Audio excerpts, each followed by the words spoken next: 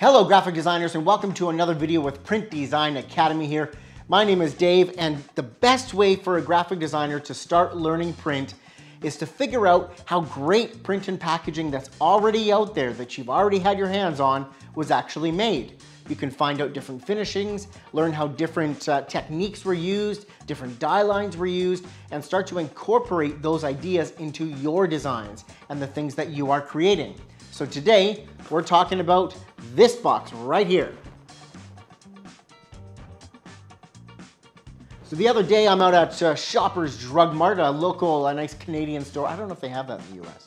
Maybe they do. Shoppers Drug Mart, picking up a razor. My wife needed a new razor. So obviously we go to the razor aisle, we're having a little look-see, and she's looking at prices and I'm looking at packaging. So I'm like, well, what about this one here? She goes, oh yeah, that's a nice box. Just pause for a second there. My wife is not involved in print, is not involved in graphic design, so you could say that she is a regular citizen, just out there shopping and looking around the store. And she even pointed to that and said, yeah, that's a nice box. It was a few bucks more than the other razors out there, but it was worth it because of the packaging. So what do? We bought it, and naturally, I gotta tell you how it was made. Well, I gotta figure out how it was made, and then I gotta tell you how it was made. But we're gonna do this together. So, the Flamingo Taro and Rose Gold. This lovely razor comes with one razor handle, 2 5-blade cartridges, and 1 shower holder. It is a bargain. Phone now, and you'll receive 2 of these for the price of 1, or whatever that offer could be. Anyways, so we're gonna dive into this. Now, the first thing I wanna point out, looking at this box, is the die line. That was one of the things that stood out to me, the assembly of this piece. So from holding it, you've got this little plastic hanger at the top. Now, I know plastic, you could have used a paperboard hanger, but it is what it is, folks. So plastic hanger at the top, there's a little slit cut into the top of this box. And then looking down at the bottom here, the sleeve, what I'm gonna describe is this outer sleeve with the picture of the razor, like the outer packaging, has got kind of this little tab down here that tucks into a tray that slides out of this box. So upon looking at that, without even opening it at the store, I was like, oh, that's kind of unique. I haven't seen that. The sides also have these like neat little thumb holes or finger slits or so that you could actually, once you pull this tab out, you can slide the box out. But before we get into that and sliding that out and having a look at the inner packaging, let's see what's going on the outside here. So on the outside of this box, there's definitely a gloss UV finish just over the photo of the razor on the front. I can definitely see that. There's a mega matte gloss contrast between the sort of white space in the packaging and this photo centered here of the razor. So definitely a gloss UV there. You can, now to tell between a gloss UV and a gloss varnish, it's tactile. You can feel it. It feels a little bit thicker, a little bit raised up, and it almost feels rubberized a little bit. If you run your hand over it, it's got a little bit more resistance than the rest of the packaging. We also have some awesome rose gold foil stamping. So taro and rose gold down here, as well as the 1x, 2x, 1x numbers on the front are foil stamped, hot foil. Now the way I can tell that it's hot foil, one of the ways anyways, is to run your finger over it and you feel it's indented. It's been pressed in to the outer sleeve. So that's how you know there was a die made and there was stamping involved in this, so hot foil stamping. Great, so spinning it around to the back here, we have basically the same treatment. We have a photo here with a gloss UV finish on it, and then we've got different elements of the back here that are hot foil stamped in rose gold. Hot foil stamping is beautiful on packaging. It really stands out on the shelf, and immediately as a consumer, you associate it with luxury, higher quality, higher class. So it's foil stamping, especially on premium products or products that are going into a category, but they're gonna charge a few more bucks for their product. Foil stamping is a great way to achieve that. So that is my sort of feedback on this outer sleeve. Now for this matte finish, because the rest of it is matte, you can do what I call a tear test anyways. So you find a spot on the packaging where you can literally just do a little tear, and you tear it slowly, and as you tear, I don't know how well this is gonna come up on camera. But the paper, if it's a plastic laminate to create the matte coating, the paper underneath will tear, but the plastic film on the top will just kind of start to stretch, and you'll start to see it stretch. It will get to a point where it'll snap and also tear. That's why you do it slowly, and you can start to see. So I don't know how well this is gonna show up on camera, but you can kind of tell here that there's some stretching and some film going on there. So this is definitely a matte laminated box. So let's just rewind for a second here. The paper is, I'm gonna say it's about 18 point. Looks like it might be a C2S. It's got kind of a coated finish on both sides of the stock. So about 18 point there. Then we also have a plastic matte film over top of that whole sheet. Then we have a hot foil stamp that's done after the laminate. And you can tell because it's glossy. If you had the foil stamping done first and the matte laminate went over top of that, it would not be shiny. It would be flat foil, a little bit more of a flat finish. Then you also have a spot gloss UV on top of the photos. Looks like we got maybe a Pantone, maybe some CMYK print in there. I would say it's a Pantone. A couple of Pantone colors to create that packaging. Very nicely done. Nice outer sleeve, great use of specialty finishing. And let's dive a little deeper here. So I've pulled this tab out from the bottom, slides out, there's nice little finger holes here, slides out, and let's have a look at this. So yeah, plastic tray.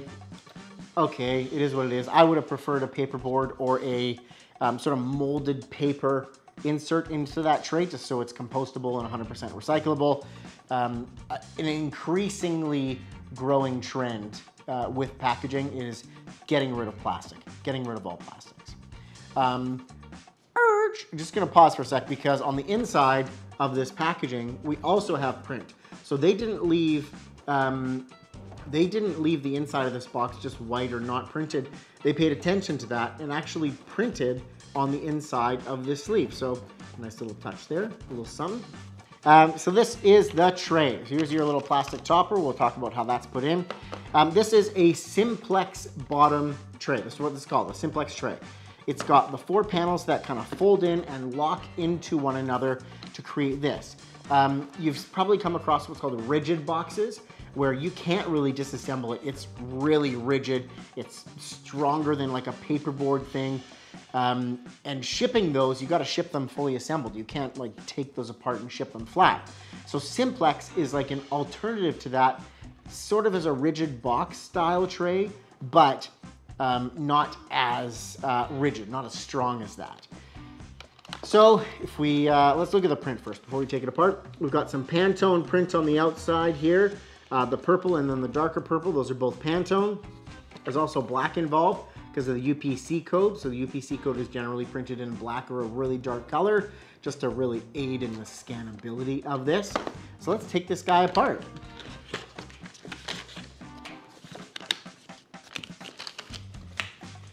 Ding, ding, ding, ding. So here's your little plastic piece that you insert into there before assembly to create as like the hanger. But here, this is your simplex tray. This is what a die line is. This is a simplex die line. I'm not gonna dive too deep into die lines, but you would have been given this from the printer, and then you would lay your artwork out on this piece, knowing how it comes together. Because you're looking at it like this, if you didn't know how this folded together, how are you gonna get the text the correct way on the panels and all the other bits and pieces that you as a designer need to nail, right? So this is the die line. This is a simplex tray die line with a couple of Pantone's print on it. On this side, they left it white except for this. This is not a hair that got stuck in the packaging. This is actually a printed design. Something different, kind of unique. Simplex tray. Okay, now kicking it back over to this here. Let's take this sleeve apart and have a look at how this was made. So this top is definitely glued down. So this might get a little bit gnarly. Let's peel this off. Just so you can see how this all comes together. Well, it's definitely printed overseas. You can tell, I can tell that. Because as soon as you take off that outer glued sleeve, like you see, a lot of printers put identifiers on packaging so that during the rest of the process, after it's printed, they'll be able to track down, if there's any problems with it, they'll be able to track down the source, the project number and all that kind of detail. But this one here very clearly is not in English. So it was not printed in North America. This is very glued down, so I don't know how well it's going to come apart. Oh, very glued. So there's more of the identifiers that I was talking about. You can tell there's CMYK here, so clearly you've got your CMYK color bars in there. So that might just be how this one was printed in CMYK and not Pantones. I didn't get my loop and get right in there. So now let's take off this back panel. Yeah, I'm sorry guys, this is not going to be pretty.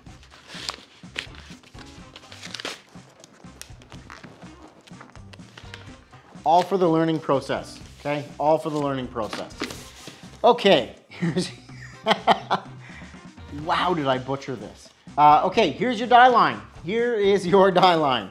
You would have received this die line, again, from the printer, and yeah, you would have to understand what panel is what, how it folds together, what's the front, what's the back, and how this all works, as well as where the glue spots are, so that you don't actually design your artwork with ink there. Right? Because if there's a no glue area, just to help that glue with adhesive paper to paper rather than having ink or coatings in between, those would be identified on the packaging as well, so you would avoid printing there. I tried cleaning it up a little bit more, but you can kind of tell that this darker purple color stops right here. So it doesn't extend beyond on this extra panel. So this is sort of your glue panel in this particular case, because it's all hidden within the box and you're not going to know that. So on this side, we've got a CMYK print, obviously, because we've got some photos and some other stuff going on. And on this side, we've just got a flood of that same color. This is just left as the paper finish. There's no laminate on this side, but definitely a plastic film and laminate on this side. So there you go. That is how this box was made. That's the inks and the materials involved in bringing this thing to life. When you come across packaging or print that you like out there, I encourage you, like try not to tear it to bits, but dive into a little bit, do some rip tests to see if you're dealing with laminates, get a feel for it, try and guess the paper and become familiar with the different papers just to identify them. Get a close look at the print. Is it Pantone? Is it CMYK? Oh, that foil, is it hot foil? Is it cold foil? How is that done? Is there embossing or debossing? Just start figuring out and diagnosing and sort of doing teardowns on how great print out there has already been made. The things you'll learn and be able to implement in your own print projects, it's endless. You'll come across great ideas and things that you hadn't thought of before, or ways of achieving a result that you might not have thought of before.